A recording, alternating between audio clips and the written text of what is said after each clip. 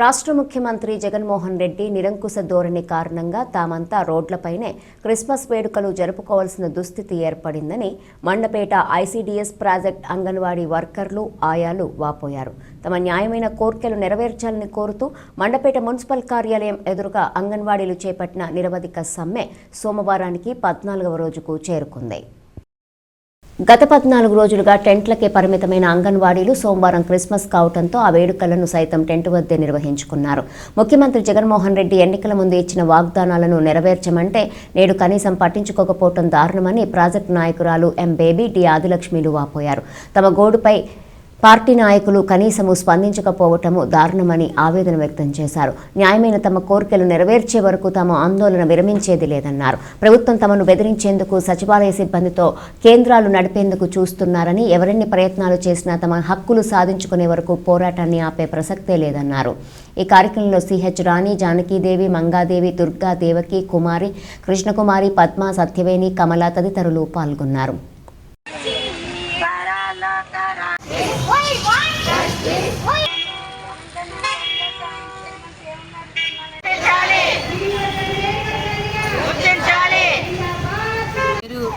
లక్ష్మి, మాది మండపేట ప్రాజెక్టు. ఈరోజు మేము ఏదైతే ఈ సమ్మెలోకి వెళ్ళామో అందులో రెండు ముఖ్యమైన ఎజెండాలో పెట్టడం జరిగింది. మాకు కనీస వేతనం మిమ్మల్ని ఒకటి కోరుతున్నాం. రెండోది తెలంగాణ కన్నా అది అదనంగా, అంటే కనీస వేతనం అంటే మేము ఎక్కువ కూడా ఏం కాదు, తెలంగాణకి అంట ఇది ఎక్కువగా మీకు 1000 రూపాయలు అదనంగా ఇస్తామని ముఖ్యమంత్రి గారు ఎన్నికల సమయంలో హామీ ఇచ్చారు. ఆ హామీ ఏదైతే ఉందో దాన్ని నెరవేర్చమని అడుగుతున్నాం. అంతేకాకుండా సుప్రీంకోర్టు ఆదేశం ఇచ్చింది ప్రతి ఒక్కరికి కూడా గ్రాడ్యుటీ ఇవ్వాలని. దాన్ని మేము అమలు చేయమంటున్నాం. సుప్రీంకోర్టు ఇచ్చిన ఆదేశాన్ని మేము అమలు చేయమంటున్నాం. ఈ 2 ముఖ్యమైన ఎజెండాతో మేము ఈ సమ్మెను ముందుకు కొనసాగిస్తున్నాము. ఇప్పటి వరకు కూడా ఏదో దున్నపోతు మీద రాళ్ల వర్షం పడ్డట్టు కనీసం ప్రభుత్వం ఇప్పటికీ స్పందించలేదు.